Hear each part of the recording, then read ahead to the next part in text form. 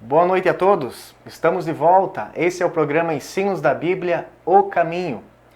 E hoje com um tema polêmico, mas de extrema importância para o seu conhecimento bíblico e cristão: dízimos e ofertas. Há um grande número de pessoas que são subversivos a essa questão de dizimar e ofertar. Eles defendem que o dízimo é uma ordenança de Deus somente para o Antigo Testamento. Eles defendem a descontinuidade desse mandamento de Deus para a igreja cristã. E você, o que acha? Pois bem, esse é o assunto do programa de hoje. E hoje nós estamos aqui com a presença do pastor Leonardo. Boa noite, pastor. Boa noite, Patrick. Uma boa noite a todos. Pastor Leonardo estará discorrendo aqui conosco e todos nós vamos aprender juntos sobre esse tema. De início, então, faremos uma breve oração. Pai querido que estás nos céus, muito obrigado, Senhor, por estarmos mais uma vez aqui estudando a Tua Palavra, Senhor. Aprendendo mais um assunto importante aqui para a nossa caminhada cristã. Que o Espírito Santo seja o nosso professor e ilumine também a mente dos nossos ouvintes da Rádio 106.3 e também a todos que estão nos assistindo pelo Facebook, no perfil Adventistas Carazinho. O Senhor abençoe todos eles. Esteja conosco em nome de Jesus. Amém. Pastor Leandro, tendo em vista, como eu falei de início do nosso programa, esse é um assunto que causa bastante polêmica. Uns são contra, outros são a favor. E a pergunta que eu gostaria que o senhor pudesse esposar para nós de forma bíblica é a seguinte: o dízimo, ele é um preceito, um mandamento de Deus de ordem moral, aplicada para nós até hoje, ou ele é um preceito de ordem cerimonial que não tem a ver mais com a igreja cristã, somente com o povo israelita, com o sacerdócio levítico? Como você vê pela Bíblia essas questões? Então, de fato, esse é um tema muito interessante, muito discutido, né? Nós percebemos que as pessoas têm ideias diversas quanto ao tema, mas quando nós analisamos isso biblicamente, nós percebemos que quando as pessoas trazem o mandamento do dízimo como algo simplesmente cerimonial, elas não se atentam ao fato de que ele aparece antes das leis cerimoniais serem dadas por Moisés. Então, por exemplo, ele aparece duas vezes, que eu poderia abrir aqui com vocês e ler, se você tiver a sua Bíblia aí também. A primeira delas aparece em Gênesis, no capítulo 14, no versículo 20. Gênesis, capítulo 14, verso 20, ali Abraão ele retorna de uma guerra contra alguns reis, em que acontece de Ló, seu sobrinho, ser levado cativo. Ele retorna então com várias coisas que ele havia adquirido. E no verso 20 diz assim: Bendito seja o Deus Altíssimo que entregou os teus adversários nas tuas mãos, e de tudo lhe deu a Abrão o dízimo. Aqui a Bíblia expõe um diálogo então entre Abraão e Melquisedeque, que seria um sacerdote e rei da cidade de Salém, a cidade que tempos depois viria a ser conhecida como Jerusalém. Sim. Ali então Abraão ele conhece aquele rei, um homem, um servo do Deus vivo, e ele dizima de tudo que ele possuía.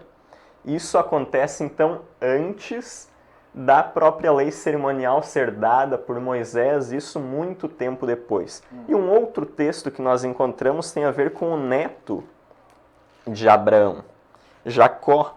Nós encontramos esse texto no capítulo 28,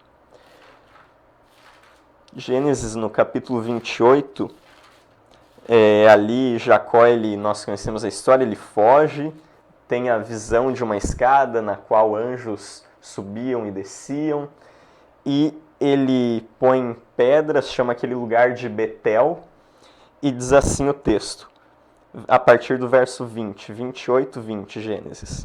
Fez também Jacó um voto, dizendo: Se Deus for comigo e me guardar nesta jornada que empreendo, e me der pão para comer e roupa que me vista, de maneira que eu volte em paz para a casa de meu pai, então o Senhor será o meu Deus, e a pedra que erigi por coluna será a casa de Deus. E de tudo quanto me concederes, certamente eu te darei o dízimo. Então nós encontramos aqui já em 2 textos que o mandamento do dízimo, o costume de devolver o dízimo a Deus, ele é anterior a qualquer ideia que Moisés pudesse ter, já que ele nem existia ainda. Sim. Além disso, nós entendemos a validade do dízimo até os dias de hoje porque ela é reafirmada no Novo Testamento. Nós podemos expor isso mais para frente, mas no momento nós conseguimos compreender que não é uma lei simplesmente cerimonial, já que as leis cerimoniais, o objetivo delas era apontar para algo que aconteceria posteriormente, quando nós estudamos o santuário. Essa não é uma característica dos dízimos. Então nós entendemos que não é uma lei cerimonial meramente, e sim, ele está em vigência até os dias de hoje. Muito bem. Pastor, e aqui eu pude ver nesse texto, se a gente voltar, no capítulo 28 de Gênesis, o texto que você leu, segundo ali, Jacó, né, se Deus me der tudo isso, eu certamente darei o dízimo. Mas se a gente voltar um pouquinho no capítulo 28, no verso 13, Deus já promete a dar a ele a terra. No versículo 14, Deus diz que ele teria uma grande descendência, como o pó da terra, seria abençoada as famílias da terra. E no verso 15, eis que eu sou contigo e te guardarei. Então Deus já afirma, já diz que vai dar. No caso de Abraão, como nós vimos quando ele deu o dízimo a Melquisedeque, Deus já havia lhe dado a vitória, né? E aquilo fluiu do coração dele em resposta. Então, nesses 2 personagens bíblicos, eles dão o dízimo por algo que já foi concedido a Deus a certeza. Perfeito. Né? E não há um contraste hoje, né? A gente pode ver, eu tinha algumas perguntas para fazer para você anteriormente, mas isso me veio à mente agora. Que contraste nós temos hoje com várias denominações, igrejas que pregam essa questão do dízimo um pouco diferente. Pelo que parece invertido os valores. Para você receber algo de Deus, você tem que dar primeiro. Né? Então tem que partir de nós e parece aquela cobrança, né? Senhor, eu vou te dar tantos reais em dízimo e agora o Senhor tem que me abençoar. Espero algo em troca. Né? Como você vê essa questão é diferente, né? Essa realmente é uma visão totalmente inversa do que deveria ser. Até mesmo na questão dos mandamentos. Por exemplo, quando nós abrimos a Bíblia ali em Êxodo 20, nós percebemos que o texto diz assim: eu sou o Senhor que te tirei da terra do Egito. E aí ele passa a dar os mandamentos, ele já libertou o povo. Sim. Então ele pede que o povo faça algo, não para receber alguma coisa, mas porque ele já fez, ele já libertou o povo. O povo já recebeu. Já recebeu a libertação e agora vai cumprir aquilo que Deus lhes pede. A mesma coisa funciona com o dízimo.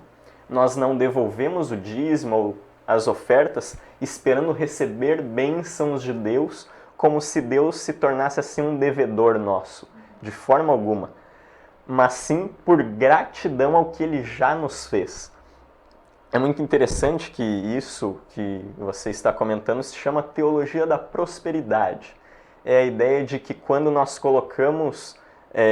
quando nós entregamos a Deus uma certa quantia, Ele vai nos abençoar porque Ele prometeu e Ele se torna um devedor nosso. Mas o que nós não entendemos é que tudo é de Deus. Quando nós abrimos a Bíblia, e podemos abrir a Bíblia no Salmo 24, Salmo 24, ler apenas o verso 1.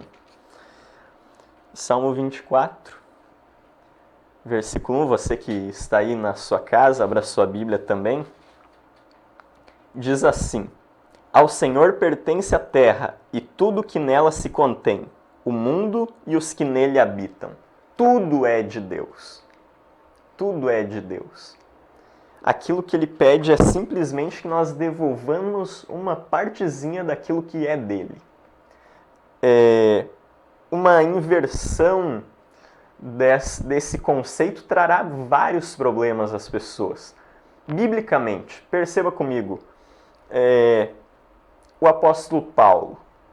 O apóstolo Paulo foi sem dúvida um homem de Deus e não há como negar isso. Mas ele passou por dificuldades. Será que Paulo não foi alguém que entregou tudo que possuía a Deus? Eu acho que sim. Biblicamente, sim. Eu convido vocês a abrirem em 2 Coríntios, uma carta que Paulo escreve à cidade de Corinto, uma igreja que ele havia fundado, 2 Coríntios, no capítulo 11, dos versos 24 a 27, ele descreve várias coisas que lhe aconteceram. Vocês conhecem a vida do apóstolo Paulo, foi o pregador aos gentios, ele prega por uma vasta extensão do mundo romano, tanto é que alguns chegam a dizer, estes que têm transtornado o mundo chegaram aqui, se referindo ao apóstolo Paulo, a sua mensagem do cristianismo, diz assim, eu não vou ler o texto todo, porque ele é grande, mas ali vai falando que ele sofreu uma quarentena de açoites por 5 vezes, ele sofreu uma quarentena de açoites menos um, foi 3 vezes fustigado com varas, apedrejado, participou de 3 naufrágios, vai falando de várias coisas que lhe aconteceram. E o verso 27 diz assim, em trabalhos e fadigas, em vigílias muitas vezes, em fome e sede, em jejuns muitas vezes, em frio e nudez, descrevendo coisas que ele próprio havia passado na vida dele. E aí talvez você se pergunte, você que tem essa concepção de que se você entregar tudo a Deus, você receberá muita coisa, muito valor monetário ou outras coisas em troca, uma casa bonita, um carro. Paulo, ele entregou tudo a Deus. Por que ele não teve, né? Por que ele não recebeu, então, várias coisas em troca? Aqui ele fala que ele passou fome e nudez, que ele passou por vários sofrimentos. Mas muitas vezes essa visão distorcida não nos permite entender isso. Aquele que entrega tudo a Deus, ele pode sim sofrer, isso é natural que aconteça com ele. Se nós olharmos para os apóstolos, nenhum deles teve uma vida fácil. Tirando Judas ali, claro, nós conhecemos a história que depois, logo depois da morte de Jesus, ele também vem a falecer. Nós temos ali, o único que não foi morto, executado de fato, foi João, que ficou a vida inteira preso na ilha de Patmos. Pedro foi crucificado de cabeça para baixo, Paulo foi decapitado. Então, cada um deles, quando nós observamos, entregou tudo que possuía a Deus.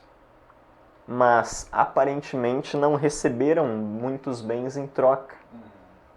Porque, como Paulo disse, referindo a Abraão e aos patriarcas, eles não aguardavam tesouros dessa terra, mas sim a cidade da qual Deus é o arquiteto e edificador.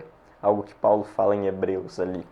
Então, quando nós observamos sobre esse viés distorcido de que nós entregamos para receber algo em troca, nós não entendemos mais o real sentido do dízimo, que é de gratidão, o princípio.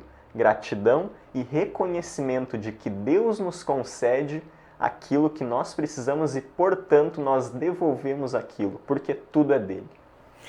E o dízimo é uma espécie de remédio que Deus dá a nós, um remédio contínuo contra o egocentrismo, contra a autossuficiência, contra o egocentrismo, porque quando você dizima e oferta, você não está mais só pensando em você, na tua relação com Deus, mas você está pensando que o dízimo e a oferta vai beneficiar outras pessoas, vai dar para elas a oportunidade de conhecer sobre a salvação, né? E a autossuficiência, o dízimo é um remédio contra isso também, porque é através, quando você dizima, você está reconhecendo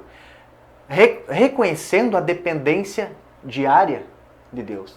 Então, hoje estamos nesse contexto aí da vacina, né, contra a Covid-19.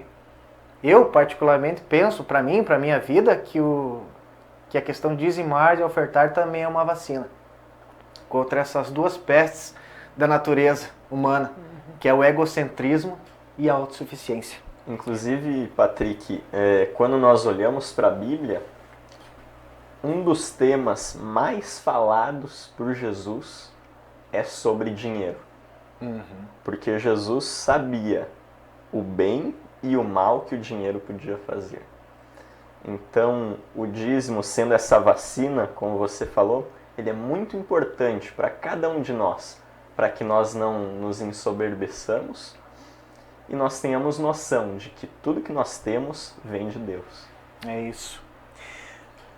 Pastor, dando prossecução aí ao nosso programa, mas alguns podem estar com aquela questão que sempre vem à tona, né? Será que aqueles aos quais eu confiei o dízimo, a oferta do meu trabalho, será que eles vão administrar bem? Qual é a posição do cristão quando ele enfrenta essa dúvida, essa pergunta, né? Como que ele deve agir?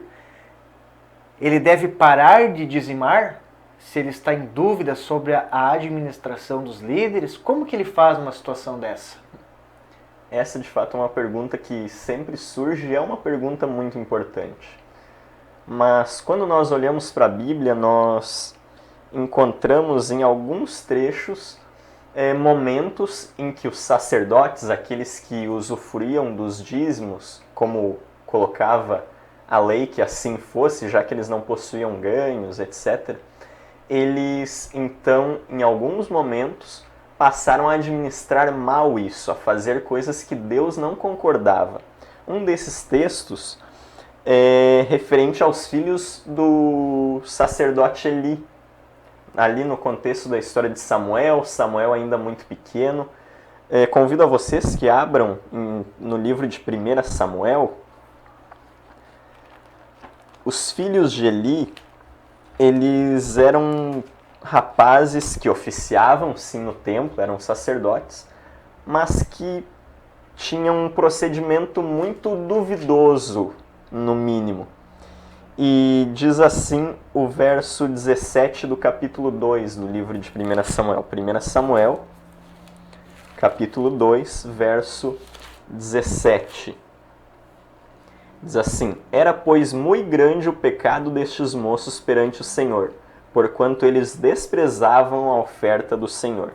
Havia alguns procedimentos que eram realizados quando o povo ia ofertar e dizimar no templo. Os sacerdotes ficavam com uma parte, já que lhes cabia, eles não possuíam renda e assim previa a lei, Deus queria que fosse assim. Mas eles procediam de forma diferente, às vezes pegavam uma porção maior do que o devido, ou davam um segmento diferente do que o que deveria ser realizado. E Deus fala, então, que aquilo era muito errado. Mas é interessante também nós percebermos que em nenhum momento o povo ele se exime de devolver aquilo que eles deveriam devolver a Deus. Por mais então que os sacerdotes procedessem de maneira duvidosa, o povo devolvia não ao sacerdote, mas a Deus. Sim. Um outro texto, um outro livro da Bíblia, esse sim, que fala bastante sobre isso, é Malaquias. Malaquias ele vive num contexto bem diferente, já lá de Eli, dos sacerdotes, né? Dos filhos de Eli. E Malaquias escreve no capítulo 1, dos versos 6 a 8, ele vai falando ali sobre algumas coisas erradas que os sacerdotes faziam. A partir do verso 6, Patrick, pode ler pra gente? Capítulo 1, verso 6. Perfeito. O filho honra o pai e o servo ao seu senhor. Se eu sou pai, onde está a minha honra? E se eu sou senhor, onde está o respeito para comigo? Diz o Senhor dos Exércitos a vós outros, aos sacerdotes que desprezai o meu nome. Vós dizeis, em quem desprezamos nós o teu nome? Ofereceis sobre o meu altar pão imundo e ainda perguntais, em que te havemos profanado? Nisto que pensais, a mesa do Senhor é desprezível. Quando trazeis animal cego para o sacrificardes, não é isso mal? E quando trazeis o coxo ou o enfermo, não é isso mal? Ora, apresenta-o ao teu governador, acaso terá ele agrado em ti e te será favorável? Diz o Senhor dos Exércitos. Então nós percebemos aqui uma crítica muito ferrenha àquilo que era feito pelos sacerdotes do tempo de Malaquias. O texto fala que eles colocavam pão imundo sobre o altar, que eles traziam animais cegos para serem sacrificados, e perceba a seriedade disso ao notar que aqueles animais deveriam ser perfeitos porque representavam a Cristo. A lei de Moisés estipulava já que o animal deveria ser sem nenhum defeito, e eles levavam animais até cegos para serem sacrificados. Então é perceptível que aquilo estava totalmente errado e Deus faz uma séria advertência. E quando nós avançamos no livro de Malaquias, nós percebemos que o povo, notando que os sacerdotes não procediam de forma honesta, eles se eximem também de devolver o dízimo e darem as ofertas. Eles percebem então que os sacerdotes não fazem o que é correto, e eles pensam, bom, se eles não fazem o que é correto, eu não vou devolver, porque eles vão usufruir disso. Mas Deus faz uma séria advertência não só aos sacerdotes nesse livro. Ele faz também aos ofertantes e aos dizimistas do povo que não mais dizimavam e nem ofertavam. E essa advertência se encontra um pouco mais à frente no capítulo 3. E percebam comigo o verso 8. Se não é muito sério aquilo que Deus está dizendo. Diz assim, roubará o homem a Deus?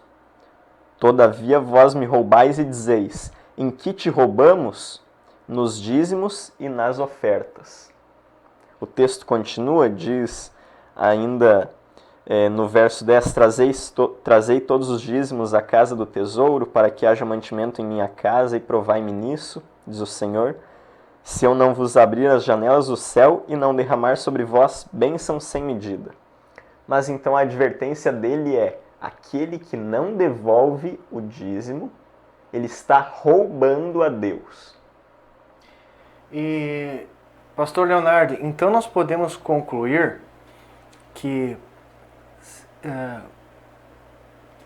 a palavra de Deus dá a diretriz. E, às vezes, o homem, na administração dessas diretrizes, pode ocorrer dele deixar a desejar e desviar o dinheiro. Isso não é desculpa.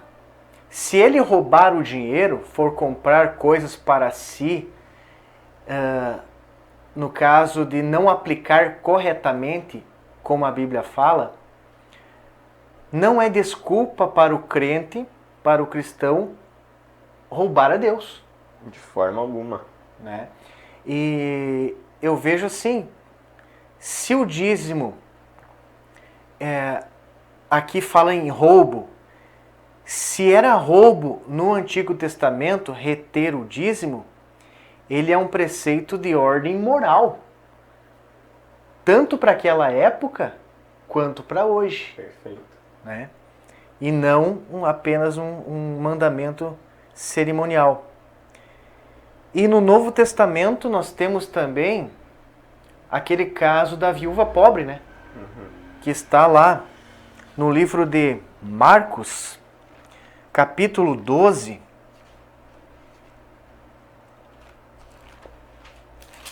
No Novo Testamento, você aí pode abrir na sua Bíblia, capítulo 12, a partir do versículo 17 e 18, diz assim: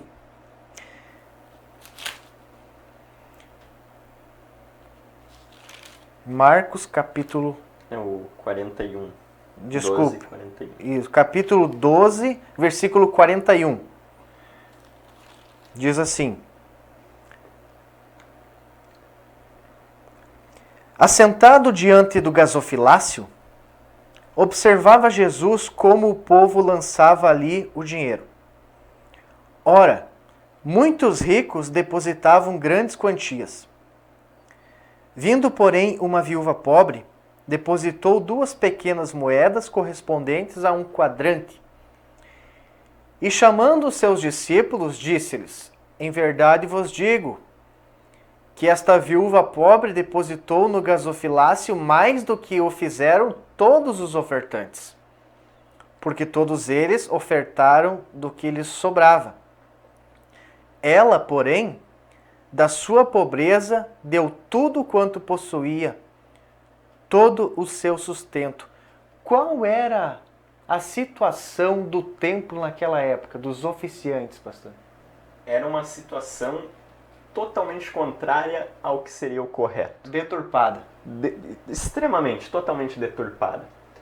Começamos nos lembrando que Jesus, em certa ocasião, ele foi e expulsou os vendilhões do templo. Né? Ele fez uma purificação do templo porque aquilo que acontecia lá estava errado. Naquele período, o sumo sacerdócio não era mais apenas um cargo religioso como de fato havia sido instituído. Havia uma eleição por parte dos romanos de quem seria o sumo sacerdote. Então o sumo sacerdote ele nem mais levita precisava ser. Algo totalmente contrário àquilo que a Bíblia orientava. Passou a ser um cargo político. Passava, às vezes, dentro de uma família, como nós percebemos na época de Jesus com Anás e Caifás. Então, Jesus elogia aquilo que essa viúva faz, dando não daquilo que sobrava, mas tudo que tinha, mesmo em um tempo em que ele sabia que a administração daqueles recursos seria totalmente incorreta. Que oportunidade, se fosse ali Jesus, a oportunidade para finalizar o tempo de dizimar seria ali, né? Ah, sim. Por causa da corrupção e tudo mais, Jesus poderia ter dito naquela oportunidade: ó, vocês estão vendo o que está acontecendo? O povo corrompido, os que foram escolhidos aqui, estão totalmente diferente do que Deus instruiu na sua palavra, mas Deus não fez, ele incentivou, né, e mandou os discípulos olhar o exemplo daquela viúva. Então aí é um texto forte, né, que endossa a questão da continuidade do dízimo. Algum outro texto, pastor, que faz referência de Jesus falando sobre isso, além desse texto que nós acabamos de ler agora, sobre o dízimo? Existe sim. Os dois se encontram no mesmo capítulo. Claro que existem outros, mas vou tratar apenas de um capítulo em específico no qual Jesus conversa com os fariseus. Os fariseus eram um grupo que se considerava separado, os santos, queria dizer, e eles se consideravam melhores do que o restante da população, digamos assim. E eles, de fato, tentavam ao máximo seguir aquilo que a lei orientava. E no capítulo 23 do livro de Mateus, é exposto um diálogo entre Jesus e os fariseus. Nós sabemos que essa não foi a primeira nem a última vez em que Jesus tem uma espécie de diálogo com eles. Jesus, ele, por algum tempo do seu ministério, teve a simpatia dos fariseus. Jesus, ele seguia muitas das orientações, mas em certo momento começou a acontecer um choque entre eles na questão de lei oral e aquilo que a Bíblia de fato dizia. Os fariseus, eles surgiram em um contexto pós-exílico, depois que o povo havia voltado da Babilônia, portanto, e o objetivo deles era não transgredir nenhuma norma, nenhuma norma da lei. E para isso, eles inventavam outras leis em cima daquelas leis. Para proteger a lei primária. Para proteger aquela lei. E era nisso que Jesus discordava. Ele dizia assim, pessoal, as leis que vocês estão inventando para seguirem as leis que a Bíblia fala, elas são impossíveis de se seguir. E aí Jesus avança e eu quero ler com vocês então o capítulo 23, dos versos 1 a 3 primeiro e depois mais à frente. Diz assim: Então falou Jesus às multidões e aos seus discípulos. Na cadeira de Moisés se assentaram os escribas e os fariseus. Fazei e guardai, pois, tudo quanto eles vos disserem. Porém não os imiteis nas suas obras, porque dizem e não fazem. Então aqui a orientação de Jesus é: façam e guardem aquilo que eles estão dizendo. E um dos ensinamentos dos fariseus era justamente o do dízimo. E mais à frente Jesus vai tratar disso no verso 23. Diz assim: Ai de vós, escribas e fariseus, hipócritas, porque dais o dízimo da hortelã, do endro e do cominho, e tendes negligenciado os preceitos mais importantes da lei, a justiça, a misericórdia e a fé. Devíeis, porém, fazer estas coisas sem omitir aquelas. Então o que Jesus está dizendo aqui? Vocês dizimam do endro, do cominho, da hortelã. Das plantinhas mais pequenininhas da horta. Aquilo ali eles ficavam separando. Ali é detalhezinhos. Mas as coisas mais importantes, eles não tinham amor pelas pessoas. Eles eram injustos muitas vezes, tratavam mal os demais. Então qual que é a orientação de Jesus? Vocês precisam dizimar, a lei orienta isso. Mas o dízimo, sem os preceitos mais básicos, como a justiça, por exemplo, ele é incompleto. Então, quando nós olhamos, nós percebemos o quê?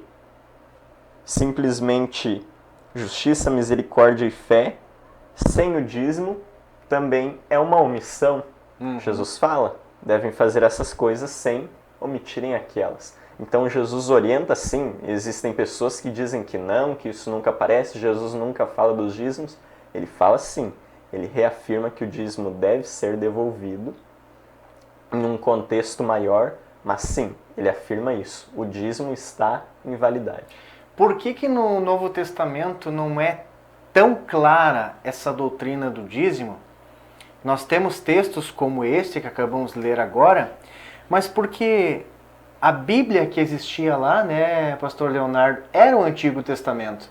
Então os judeus, o pessoal ali, eles não adiantava, por exemplo, os discípulos, por exemplo, ficar batendo muito em cima dessa tecla, porque era chover no molhado. Perfeito. Né? Toda a Escritura já continha aquilo. Né? Então por isso que no Novo Testamento não é tão tratada novamente essa questão, né, dos dízimos. Mas nós podemos ver sim, com base em alguns textos aí, a continuidade deste mandamento de Deus. Com certeza. Deve ser devolvido sobre o salário, a pessoa que é assalariada, sobre o salário bruto, né? Como é que fica essa questão? Essa é uma questão interessante. Muitas vezes no papel a pessoa recebe um valor e chega lá na conta, no banco, um valor abaixo, né? Porque existem os descontos, INSS, às vezes existe um plano de saúde que é veiculado pela empresa, um seguro do carro, essas questões. Então perceba, você usufrui daquilo que fica retido. Percebe? Então, daquilo que é enviado para o INSS para pagar a Previdência Social, que futuramente você vai usufruir, aquilo que fica para um plano de saúde, para um seguro do carro, para um auxílio qualquer. Então, sim, o dízimo ele deve ser devolvido do nosso salário bruto, já que nós não usufruímos apenas daquilo que cai na conta do banco, sim, mas do todo do salário. Uma outra questão interessante é para quem é dono de comércio, para quem possui alguma empresa. Aí a situação ela é um pouco diferente, ela se altera um pouco porque essa pessoa precisa devolver sobre o o lucro real da empresa. Seria inviável que ela dizimasse sobre tudo. Sim. Sobre o valor total. Ela precisa pagar os empregados, ela precisa, quem sabe, pagar a conta de luz da empresa, etc. Então essa pessoa ela deve devolver o dízimo do lucro real da sua empresa. Aquilo que de fato teve de acréscimo na... Tira as despesas, né? Retira as obrigações com os funcionários e o lucro que sobra mesmo para a empresa, desse é o valor. Desse valor, aí sim. Muito bem. Qual que seria, pastor, a verdadeira motivação do cristão? A gente já falou um pouquinho disso, né? Quando ele vai dizimar ou ofertar a Deus, né? Qual que seria, então, a posição do cristão sobre essa questão? Então, a gente conversou ali que a nossa posição não deve ser esperando algo em troca, né? Algo que não deve acontecer é uma barganha com Deus. Senhor, eu vou fazer isso para receber. E aí eu recebo isso. Isso acontece muito, e aí saindo da questão dos dízimos, mas você vai perceber, com jejum. Muita gente faz, Senhor, eu vou jejuar para que o Senhor me conceda alguma coisa, né? E no dízimo muitas vezes acontece a mesma coisa, mas esse não é o real motivo. Nós lemos lá o Salmo 24 dizendo que tudo pertence a Deus. Deus é o dono de tudo.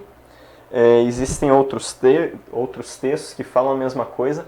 E é interessante que Deus, quando cria o homem, ele dá ao homem algo que lhe pertence.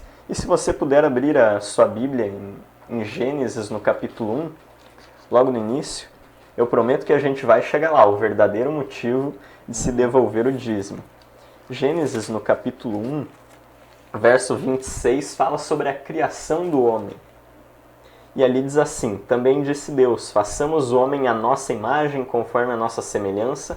E aí chega aquilo que eu gostaria de falar para vocês. Tenha ele domínio sobre os peixes do mar, sobre as aves do céu, sobre os animais domésticos, sobre toda a terra, sobre todos os répteis que rastejam pela terra.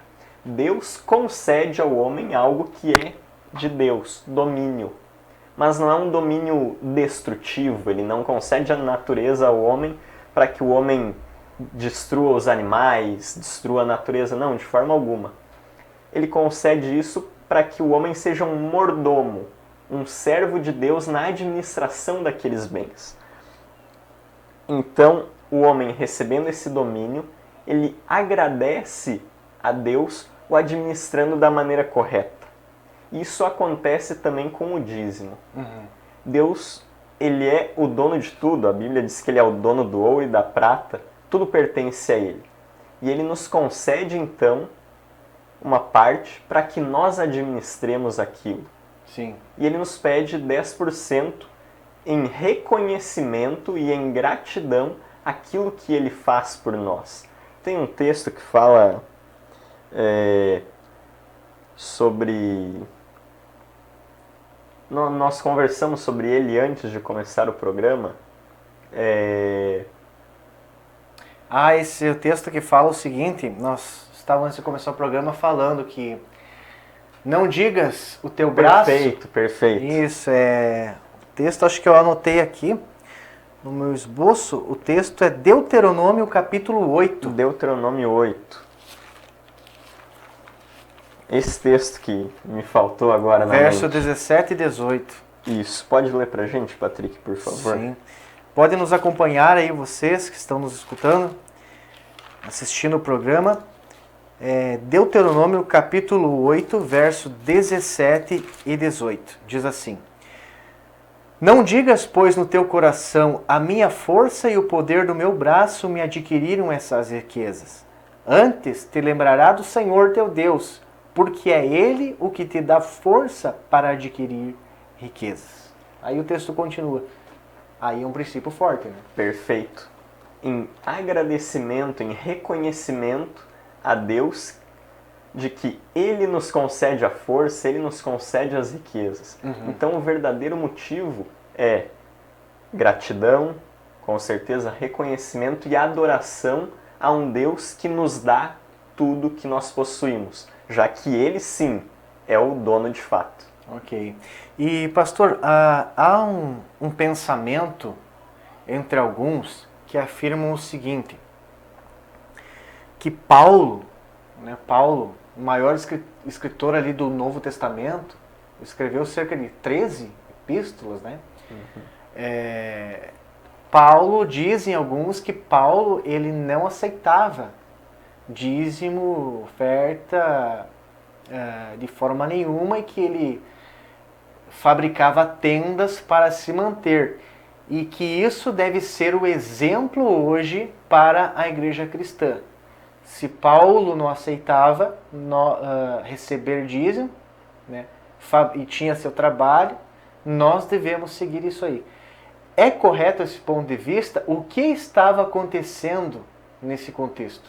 Perfeito. Para que nós entendamos, Paulo fala em sua epístola aos Coríntios, a primeira, que por vezes ele não recebia então as doações, mas nós precisamos nos lembrar, e não se assuste com o que eu vou dizer aqui, Paulo escreve a carta dele aos Coríntios não para nós hoje. Ele escreve para quem? Para os Coríntios. Então nós precisamos entender o contexto em que eles se encontravam. E ali Paulo, ele escreve aos Coríntios em um momento em que muitos estavam criticando Paulo. Sim. Nós precisamos recordar que Paulo ele nem sempre foi bem quisto por todas as pessoas da igreja cristã, principalmente das pessoas de Jerusalém, que sofreram perseguição na época em que ele ainda se chamava Saulo, que desconfiavam um pouco da teologia dele, já que ele levava o evangelho aos gentios e os judeus eram muito nacionalistas. Então ele, com o objetivo de não receber mais críticas e ser acusado de alguém que buscava promover o evangelho e pregar o evangelho para se enriquecer, ele muitas vezes deixava de lado então o valor que lhe cabia. E ele afirma sim que aquele valor, que ele deveria sim receber alguma coisa. 1 Coríntios, capítulo 9, ele vai dizer isso. Lhe cabe, de fato lhe cabia aquilo.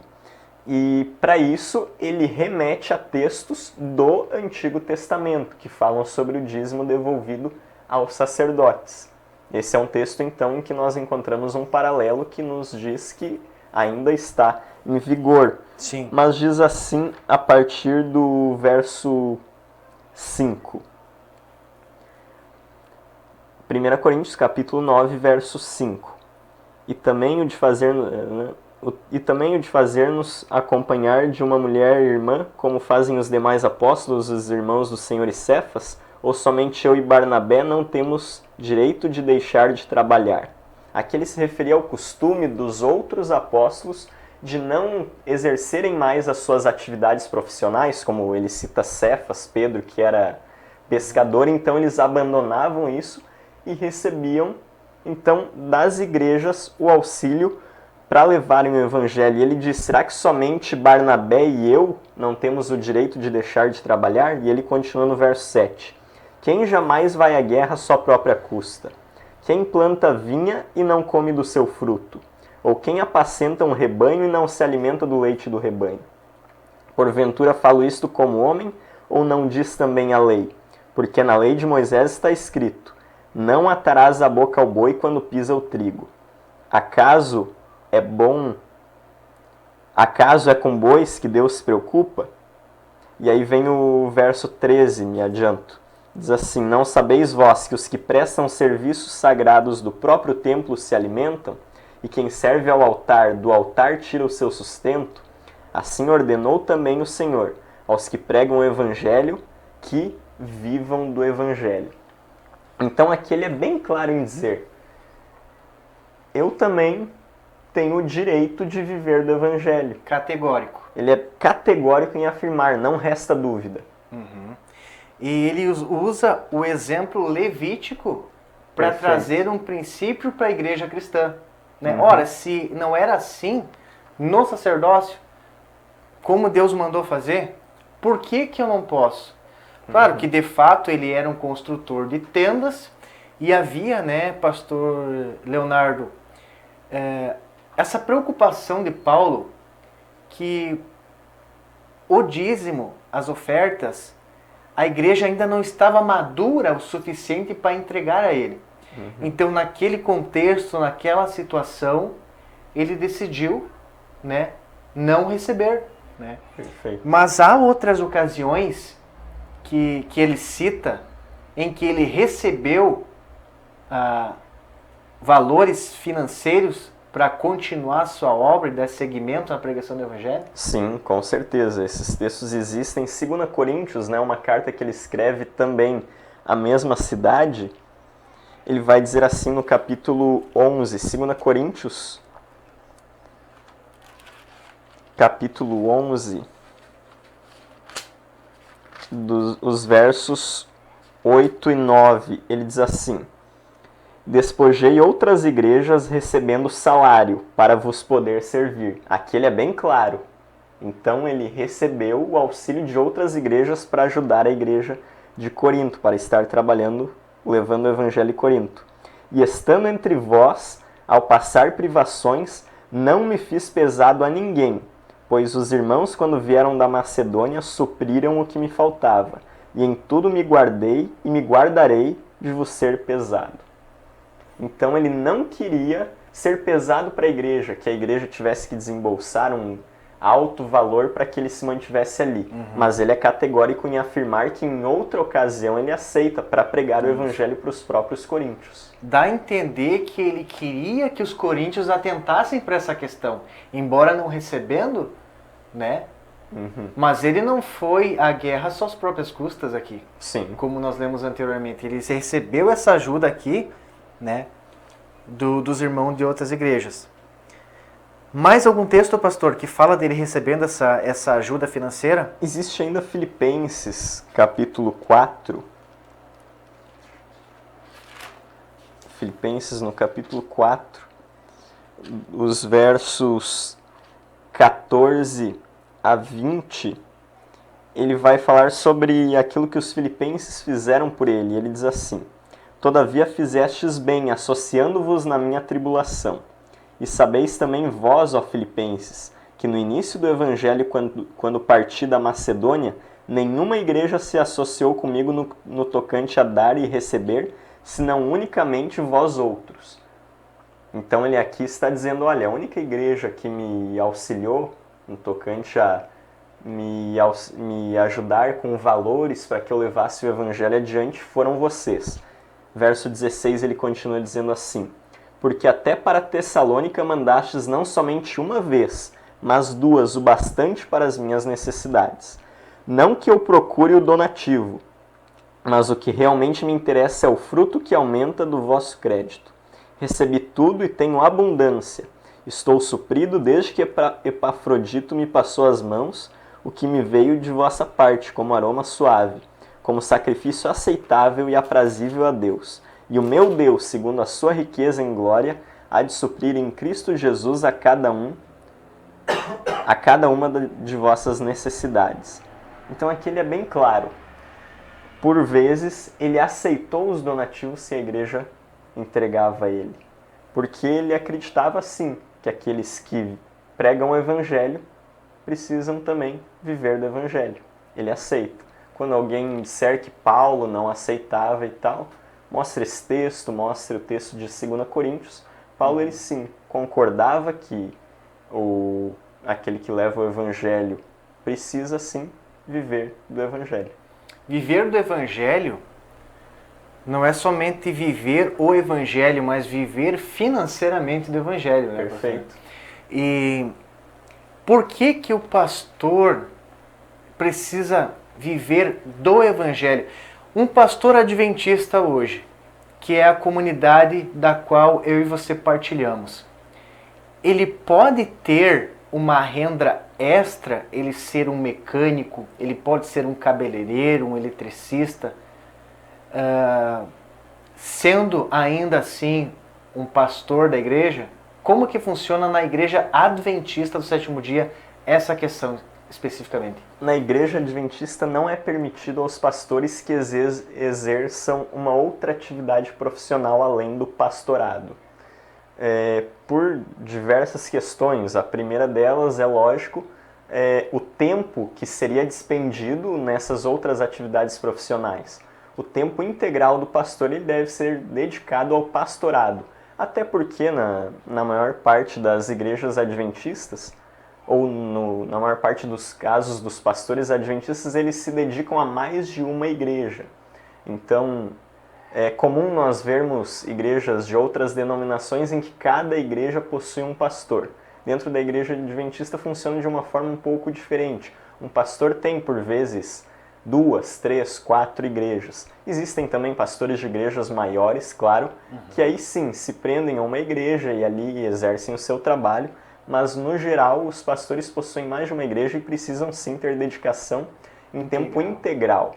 Além disso, não seria interessante que ele encontrasse uma outra fonte de renda, porque nós entendemos, os pastores também são humanos, e ao perceber talvez que aquela outra fonte de renda esteja gerando mais dinheiro do que o pastorado gera, que é um valor fixo, podemos falar disso também, aí cresce o olho lá do outro lado, ele abandona essa parte. Ele pode cair nessa tentação. Claro, somos homens como qualquer outra pessoa. Entendo. E como ele vai ter a disponibilidade mental, psicológica, de fazer um aconselhamento para um casal que está à beira do divórcio, né? Alguém que está querendo cometer um suicídio, isso às 10 horas da noite, às 11 horas da noite, ele exercendo o seu pastorado e depois trabalhando de mecânico. Como estará a sua capacidade psicológica e como que ele vai administrar isso? É impossível. Sem condições. Né? Então ele trata com questões muito sérias que não permitem.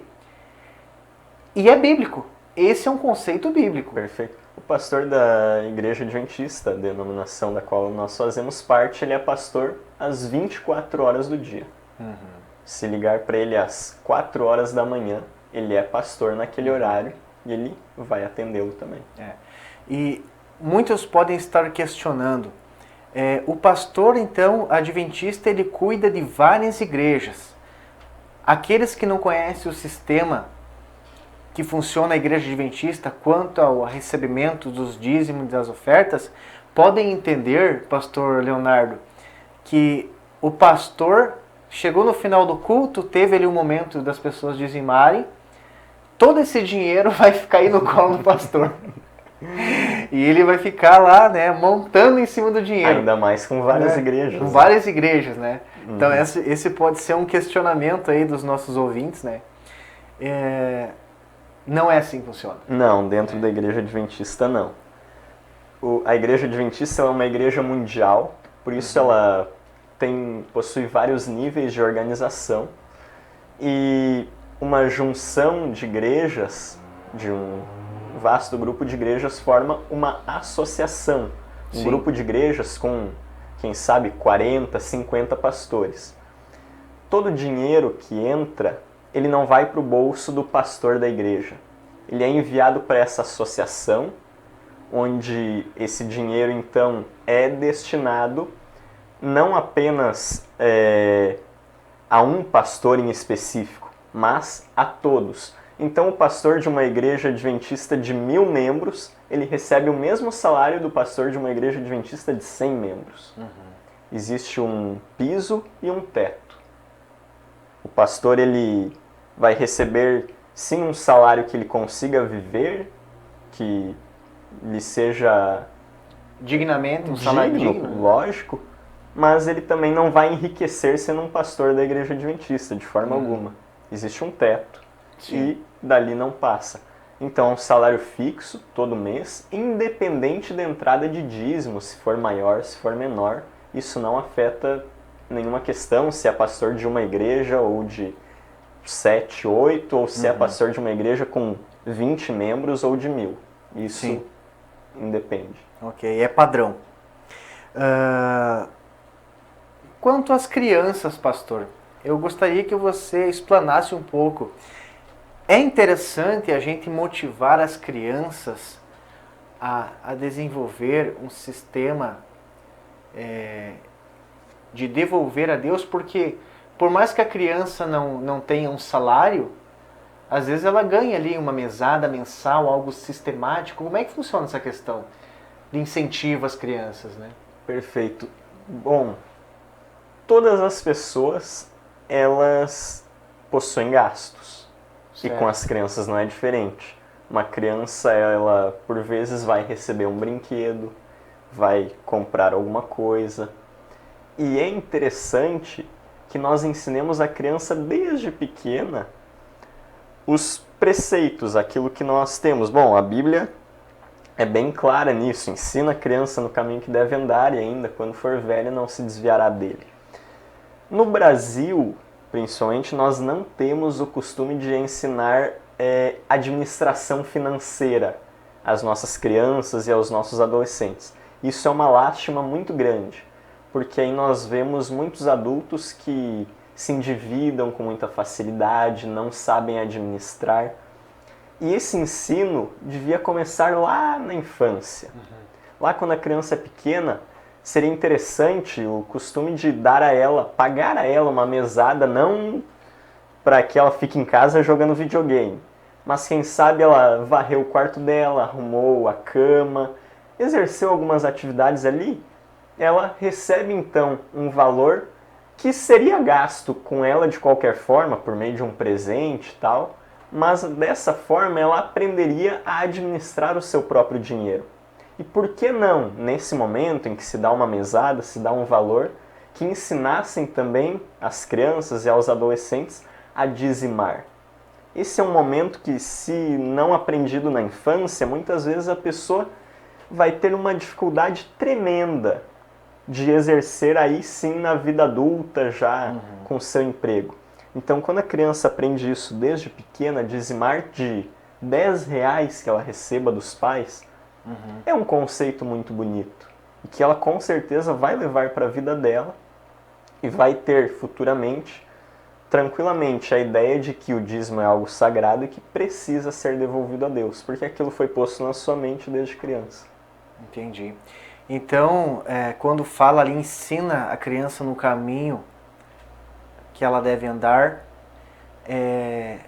como a Bíblia traz várias orientações, uma delas, até agora que nós estamos vendo, é dizimar. Sem dúvida. Então, muitos estão chocados, não, os pastores adventistas estão ensinando até crianças a dizimar, isso é um absurdo, elas não são assalariadas, mas não é isso, é que a criança, algumas recebem, né, dos pais uma mesadinha, né, alguma coisa que ela pode, né, aprender desde criança de alguma forma a entregar a Deus, né? O principal nessa questão das crianças estarem dizimando não é o valor, porque a criança vai dizimar ali sobre 10, 20 reais. É o princípio. O princípio que ela vai aprender.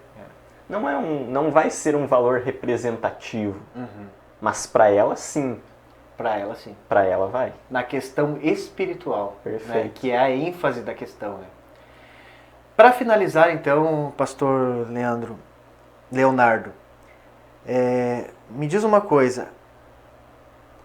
Qual texto nós temos na Bíblia que exprime, então, a vontade de Deus, né, para nossas vidas em relação aos nossos bens, né? Para finalizar o programa, o que você poderia deixar aí para os nossos ouvintes, o pessoal que está nos escutando? Eu gostaria de ler com vocês Provérbios, capítulo 3, verso 9. Você que está aí na sua casa, por favor, abra a sua Bíblia, leia comigo. Provérbios, capítulo 3, versículo 9. Ali diz assim: honra o Senhor com os teus bens e com as primícias de toda a tua renda, e se encherão fartamente os teus celeiros e transbordarão de vinho os teus lagares. É interessante que Deus nos convida a honrarmos a Ele com os nossos bens, e Ele tem sim bênçãos para nós. Um outro texto que eu poderia ler seria Malaquias 3, verso 10 nós lemos, mas é interessante o que ele diz aqui. Malaquias 3, no verso 10, talvez, ele exprima o mesmo sentido que o texto de Provérbios. Diz assim: trazei todos os dízimos à casa do tesouro para que haja mantimento na minha casa. E provai-me nisto, diz o Senhor dos Exércitos, se eu não vos abrir as janelas do céu e não derramar sobre vós bênção sem medida. Essa bênção sem medida que Deus vai derramar ao nós devolvermos a Ele aquilo que lhe pertence por meio dos dízimos e das ofertas, é necessariamente um valor monetário? É necessariamente um bem de consumo, um carro ou uma casa? Não. As bênçãos de Deus, elas não são apenas financeiras. Elas podem vir por meio de Deus nos conceder saúde, nos conceder força para trabalharmos, nos conceder, quem sabe, uma família unida. As bênçãos de Deus são diversas. E quando nós, então, devolvemos a Ele com o objetivo de darmos a Ele algo que lhe pertence em gratidão e em reconhecimento, Ele diz: eu vou lhe abençoar. Perceba, você recebe a bênção não simplesmente com a ideia de que você precisa enriquecer, mas com a noção de que aquilo que Deus lhe dá é o melhor para você, independente se for um recurso financeiro, se for uma questão de saúde, se for paz, por qualquer motivo. Então perceba, devolva, não mirando a bênção, mas a bênção virá. Muito obrigado, pastor Leonardo, que eu espero que esse programa tenha sido bastante instrutivo para você que tem dúvidas sobre o dizimar, né, ofertar a Deus, e desejo de coração que o dízimo, quando você for devolver, você devolva com a motivação correta, né, que é em agradecimento ao que já foi feito, e não para o que Deus ainda. Muitos dizem que você vai ofertar para Deus fazer. Não, Deus já fez muito por você. Pode ainda fazer? Pode, vai fazer. Mas o principal é: eu e você fomos comprados por um alto preço. O sangue de Cristo. Nós somos libertos do cativeiro do pecado. E essa é nossa grande motivação para dizimar, ofertar, sustentar aqueles que vivem no Evangelho, comprar literatura, material, construir igrejas, instituições que abriguem aquelas pessoas que não têm condições de se manter e possa dar apoio para que tenha pelo menos uma vida digna. Esse é o princípio, esses são os princípios do dízimo e da oferta. Você tem isso em mente? Obrigado por ter nos acompanhado até esse momento. Esse foi o programa Ensinos da Bíblia, o Caminho. E felizes estamos, né, com mais essa oportunidade de expor as Escrituras para você. Fiquem com Deus. Estaremos de volta na quinta-feira que vem com mais um tema interessante no Ensinos da Bíblia, o Caminho, para você. Uma boa noite a todos e até lá.